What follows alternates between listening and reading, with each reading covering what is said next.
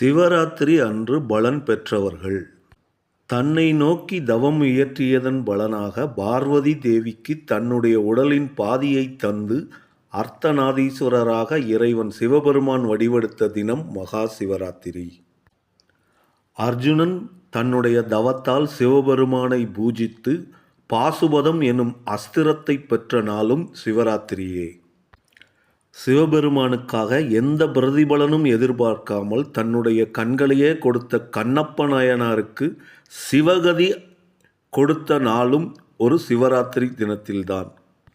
பகீரதன் என்னும் மன்னன் தன்னுடைய முன்னோர்களின் நற்கதிக்காக ஆகாயத்திலிருந்து கங்கையை பூமிக்கு கொண்டு வந்ததும் ஒரு சிவராத்திரி வழிபாட்டின் மூலம்தான்.